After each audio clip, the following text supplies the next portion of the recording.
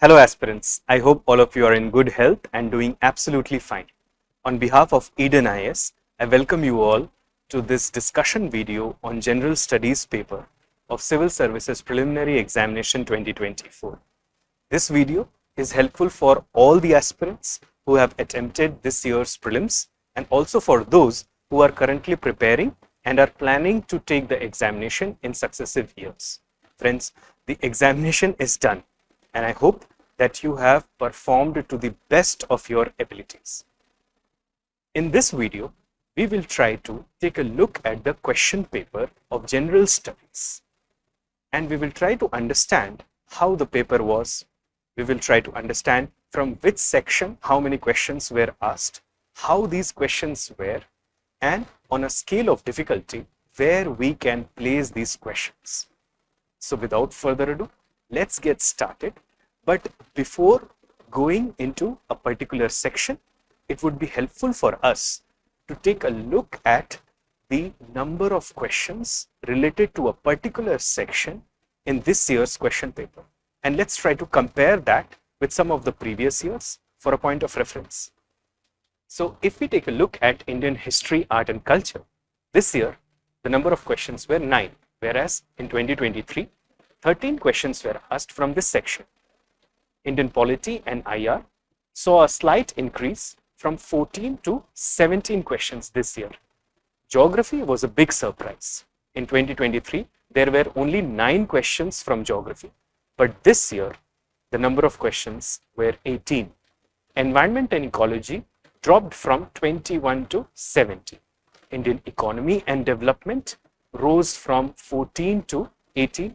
General science and technology nearly doubled itself from 5 to 10.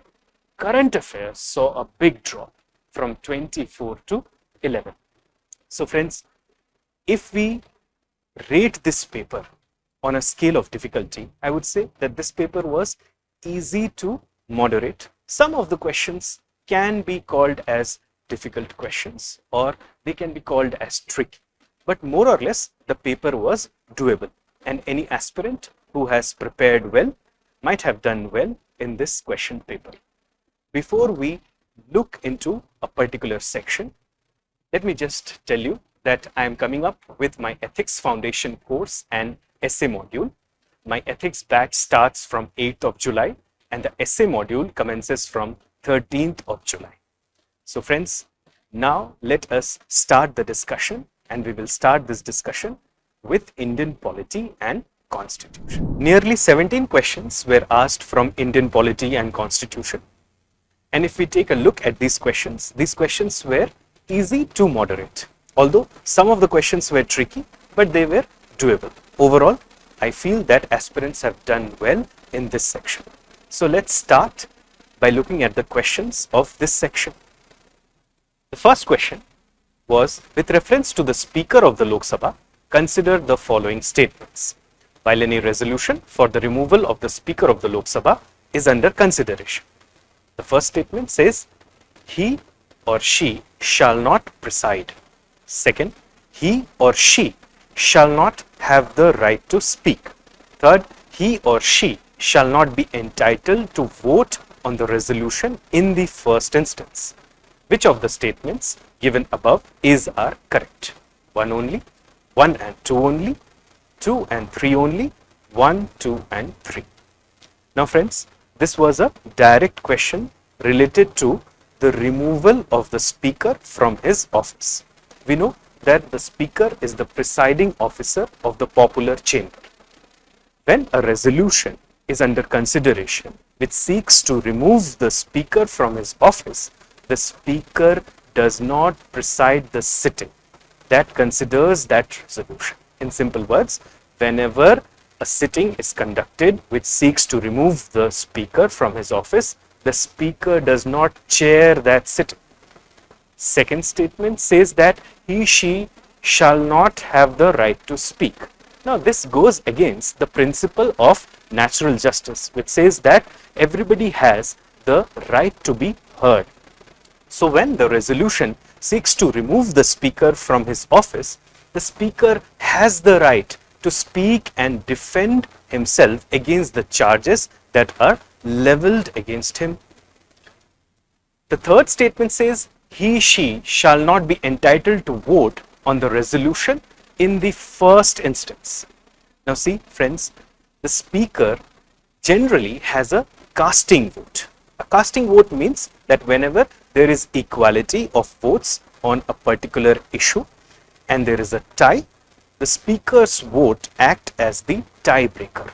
Now, if we give this power to the speaker when a resolution is under consideration that seeks to remove the speaker from his office, it would be ambiguous and it would be unnecessary. That's why when the resolution that seeks to remove the speaker from his office is under consideration, the speaker has the right to vote in the first instance like any other member of the Lok Sabha and no right of a casting vote. Therefore, for this question, the right answer was A, which means one only. That whenever a resolution that seeks to remove the speaker is under consideration, the speaker shall not preside. But he has the right to speak and he has the right to vote in the first instance. So for this question, the right answer was A, as statement was is only correct.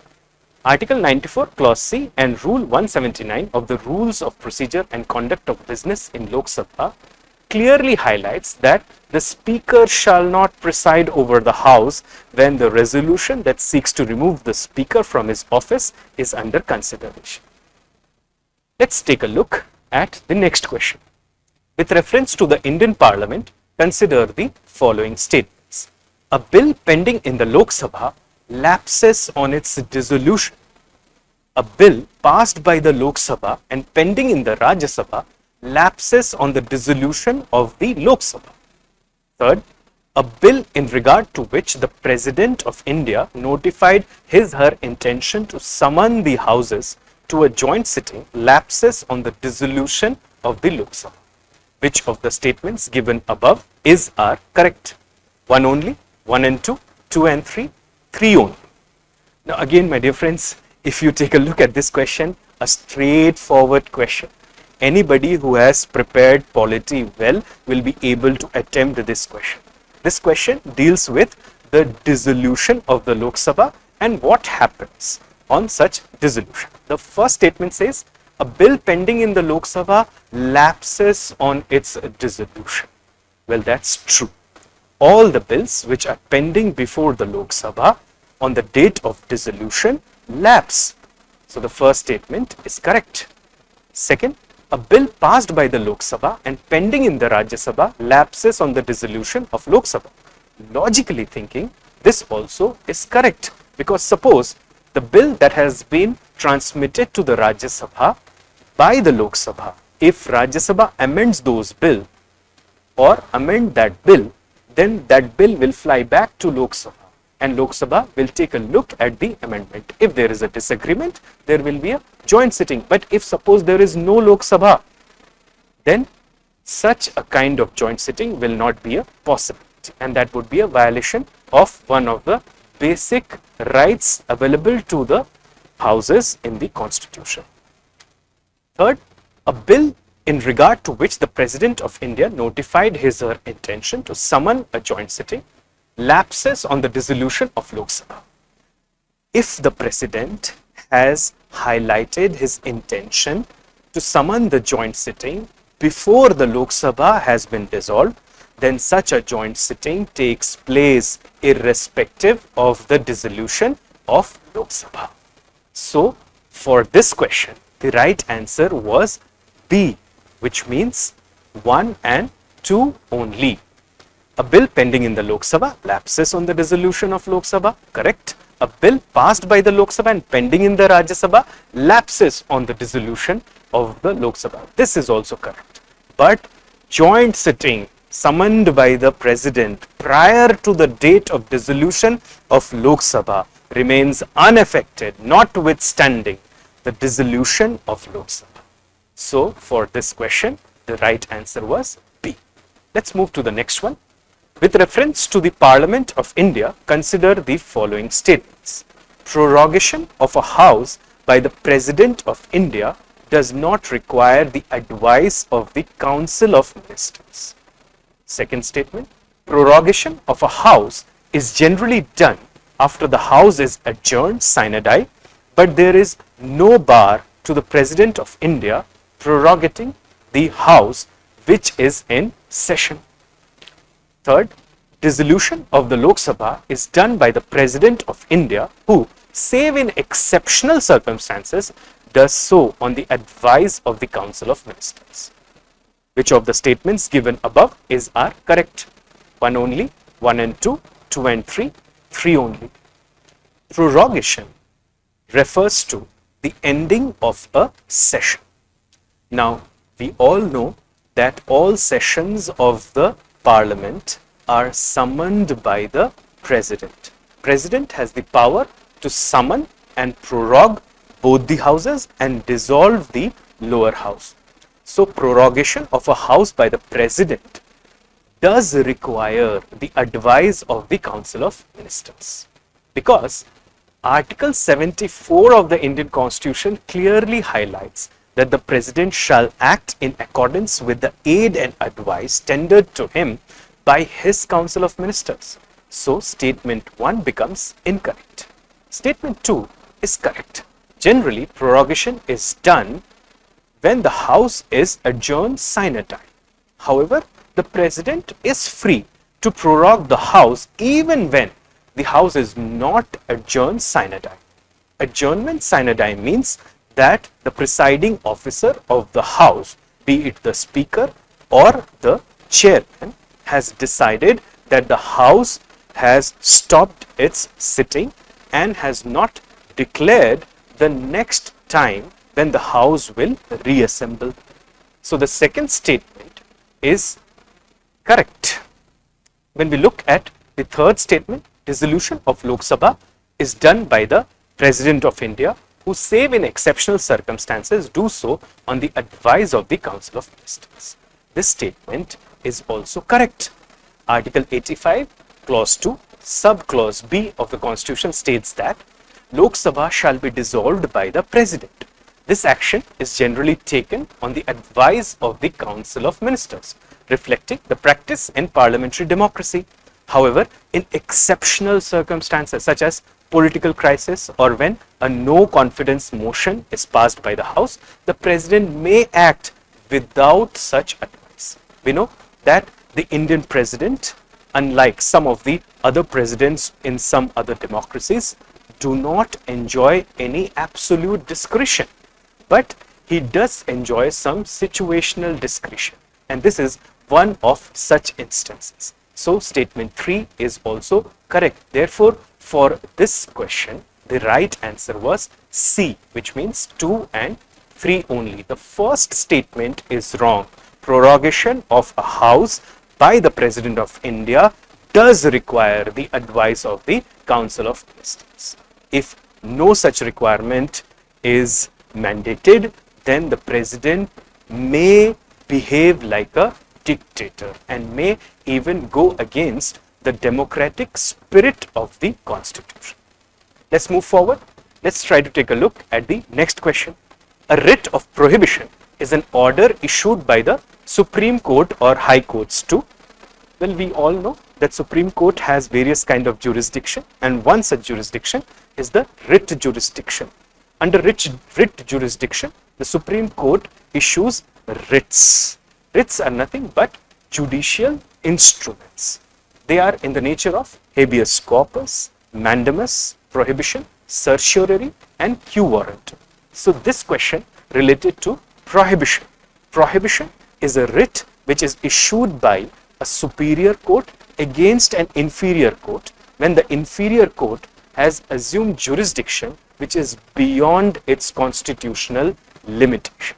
In simple words, prohibition is issued by a higher court against a lower court, asking the lower court to stop the proceedings in a particular case. If we take a look at the options, then option C says the same thing. The lower court prohibiting continuation of proceedings in a case. So, for this question, the right answer was C. Let's move to the next question. Consider the following statements. It is the governor of a state who recognizes and declares any community of that state as a scheduled tribe. A community declared as a scheduled tribe in a state need not be so in another state. Which of the statements given above are correct? One only, two only, both 1 and 2, neither 1 nor 2. Now, my dear friends, it is not the governor of a state who recognizes and declares any community as a scheduled tribe, but this is a right which is exclusive to the President of India. So the first statement in that case becomes wrong. The second statement, if we take a look, a community declared as a scheduled tribe in a state need not be so in another state, is correct, because in every state a scheduled tribe is declared by looking at historical and other socio-economic reasons. Therefore, the first statement is incorrect, whereas the second one is correct. A community recognized as a scheduled tribe in one state may not necessarily be recognized as such in another state. The recognition of scheduled tribes is state specific, and a tribe listed as a scheduled tribe in one state is not automatically considered a scheduled tribe in another state. This is because the criteria and conditions for recognition can vary across states based on regional contexts and historical factors. So for this question, the right answer was B, which means 2 only. The first statement is wrong because it is not the governor, but His Excellency, the President of India, who declare that whether a particular group should be given the recognition of scheduled tribe or not. Let's move to the next question. With reference to Union Budget, consider the following statements. The Union Finance Minister, on behalf of the Prime Minister, lays the annual financial statement before the Houses of Parliament. Second statement, at the Union level, no demand for a grant can be made except on the recommendation of the President of India. Which of the statements given above are correct? 1 only, 2 only, both 1 and 2, neither 1 nor 2. Now, the Union Finance Minister does present the budget, but he does so on behalf of the government, and the government is headed by the President. In Constitution, nowhere it is written that the Finance Minister presents the budget on behalf of the Prime Minister, although in popular parlance we do refer to the budget and we ascribe the name of Prime Minister to the budget. But in technical terms, if we look at the articles or provisions of the Constitution, we will not find any of such kind of thing.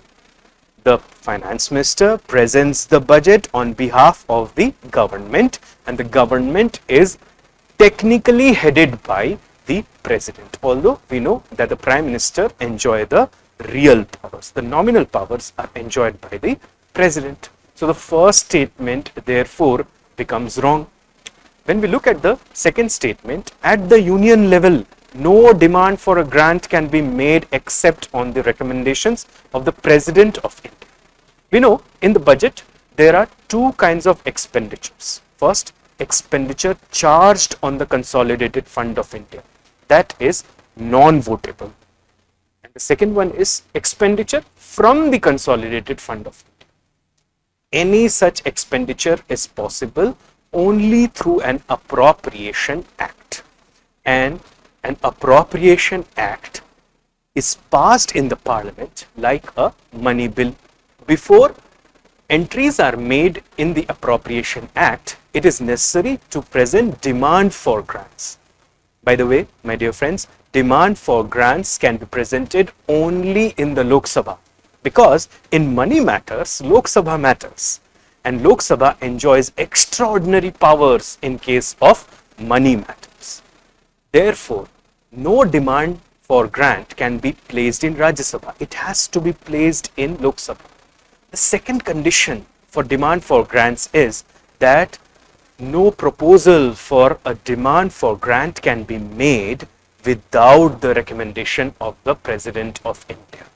So here in this question, the first statement is incorrect, but the second one is correct, as Article 113 Clause 3 clearly highlights that presidential recommendation is required for a demand for grant, whereas Article 112 says that the finance minister presents the budget on behalf of the government.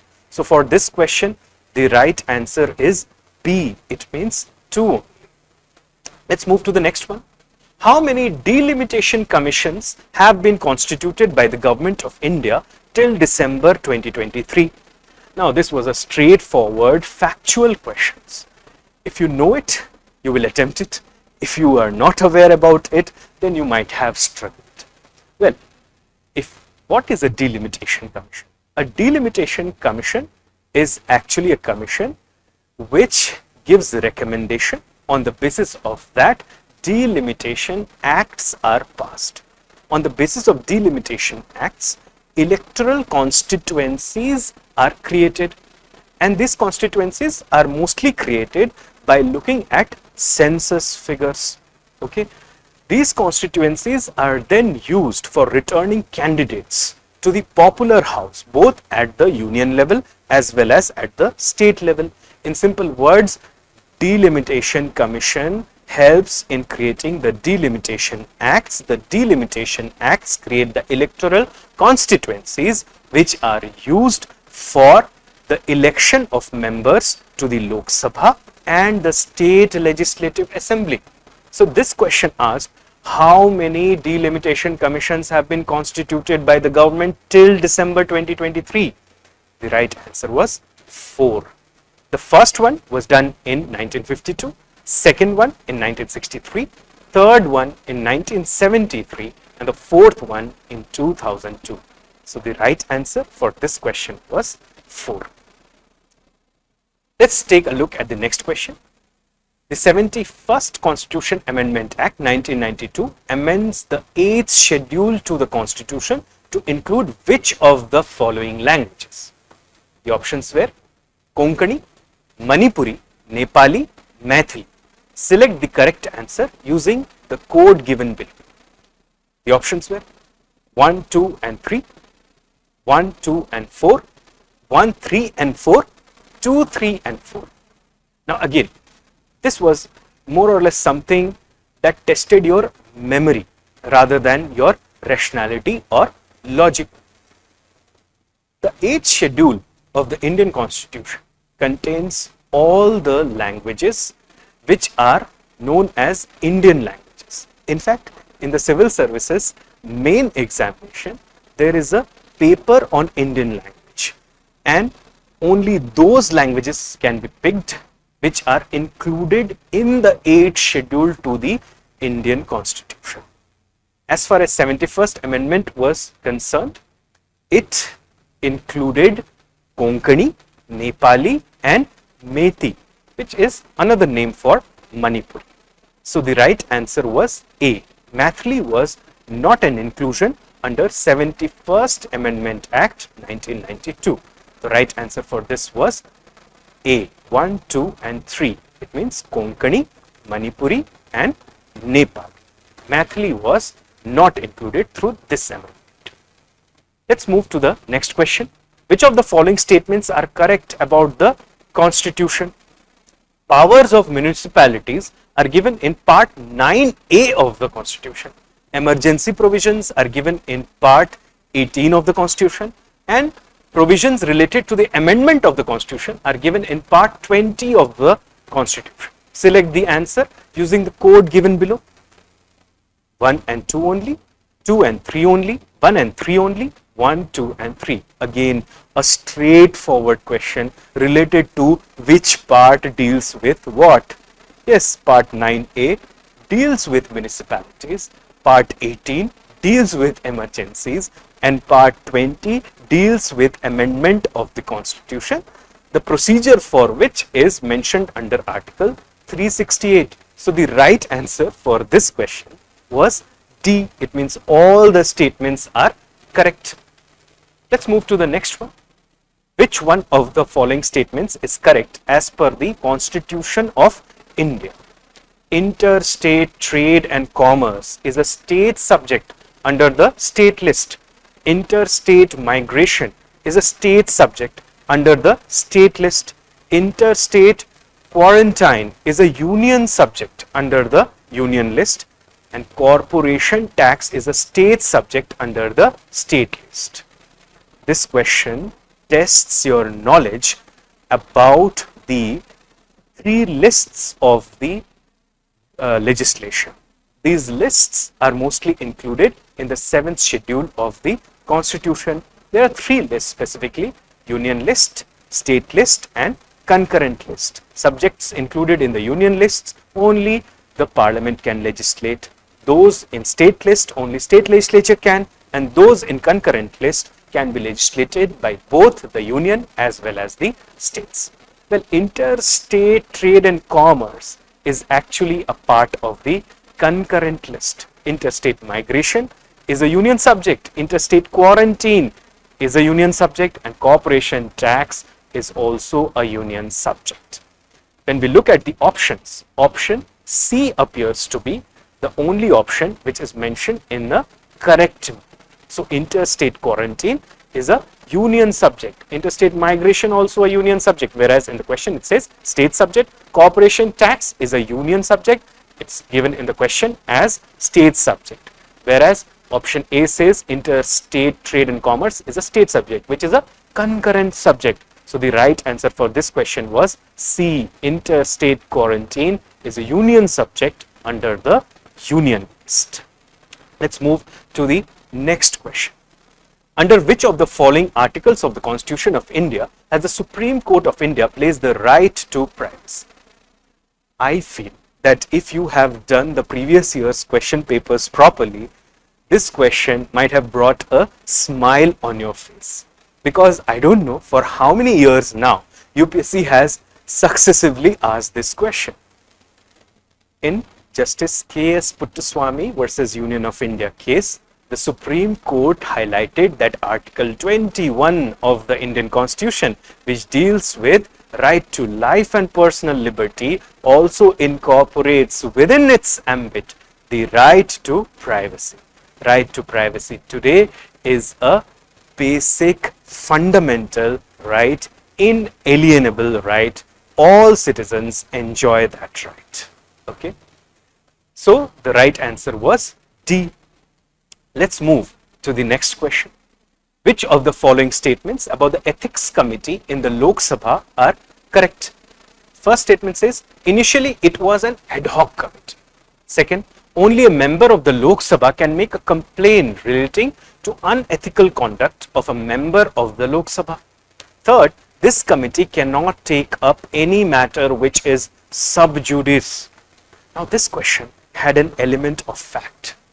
The options that were given were 1 and 2 only, 2 and 3 only, 1 and 3 only, 1, 2 and 3.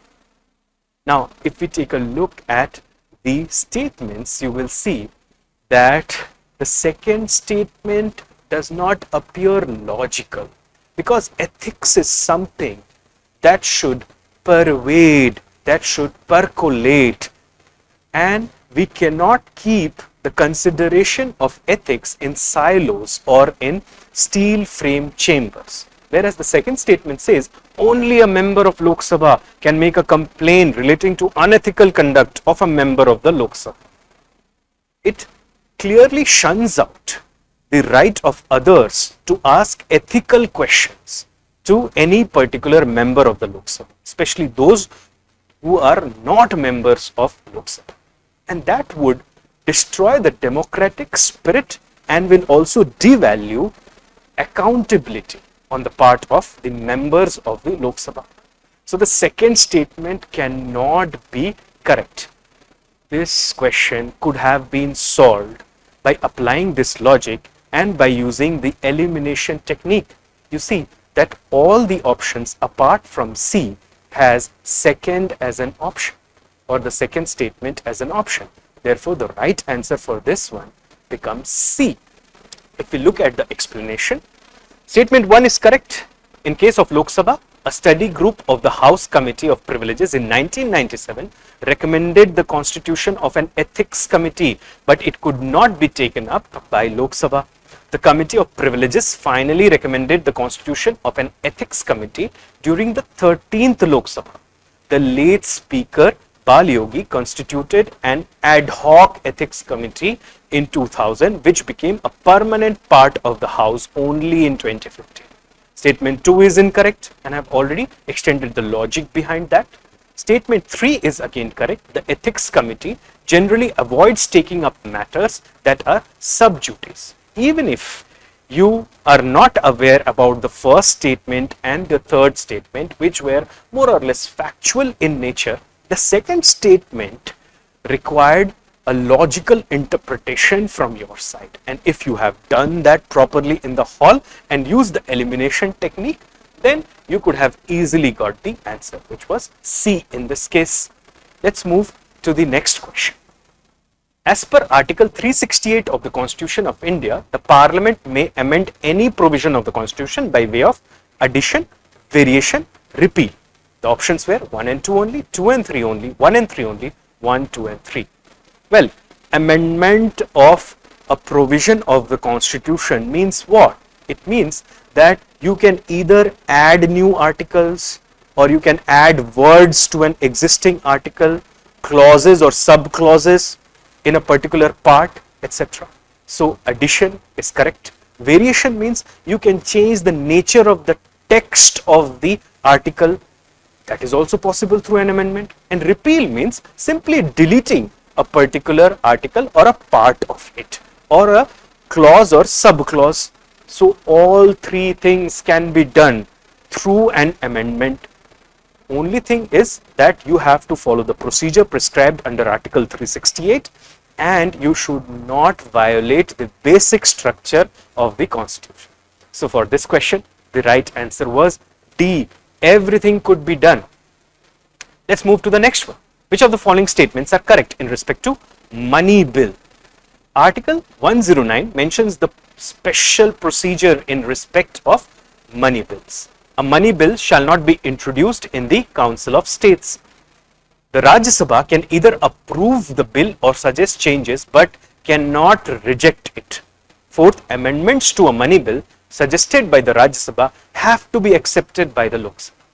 Again, you see, as I told you that in money matters, Lok Sabha matters, or the House of the People enjoys extraordinary powers as far as money bill is concerned. Article 109, yes, it highlights the special procedure that you have to follow when you try to pass money bill in the Parliament. Now, this procedure is like the money bill can be introduced only with the recommendation of the President. It can be introduced only in the Lok Sabha.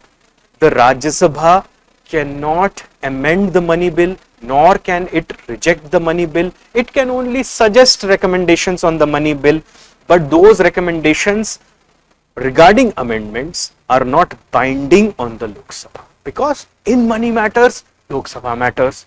So when you look at these statements, you see that the first statement is correct, the second statement is correct. The money bill can only be introduced in the Lok Sabha and not in the Rajya Sabha. Statement 3 is correct.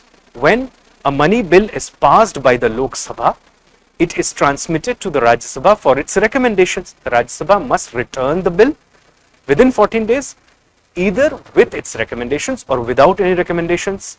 The Rajya Sabha cannot reject a money bill. It does not have the power to amend the bill in a manner that includes provisions other than those related to matters specified in Article 110 Clause 1, whereas statement 4 is incorrect, because statement 4 said that amendments to a money bill suggested by the Rajya Sabha have to be accepted by the Lok Sabha.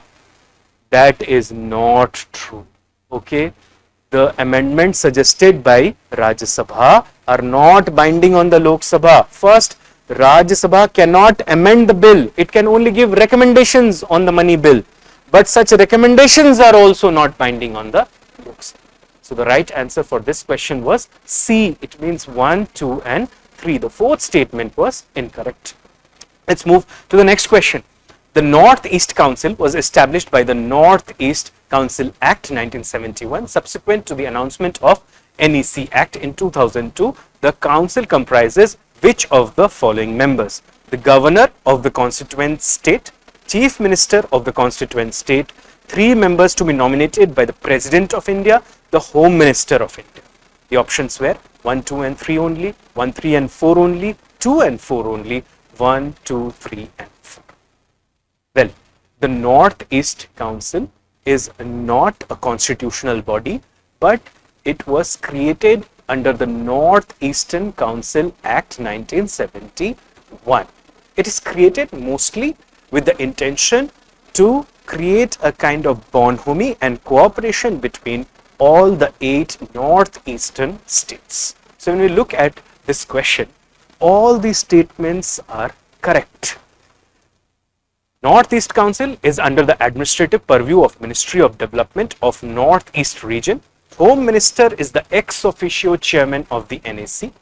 NEC is not a constitutional body but a statutory body established under the Northeastern Council Act 1971 as amended in 2002. It is the nodal agency of the economic and social development of the Northeastern region, which consists of the 8 states of Arunachal, Assam, Manipur, Meghalaya, Mizoram, Nagaland, Sikkim and Tripura.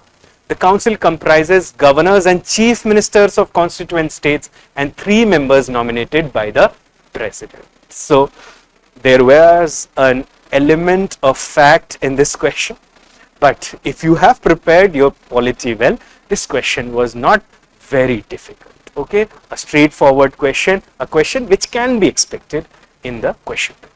Let's move to the next one.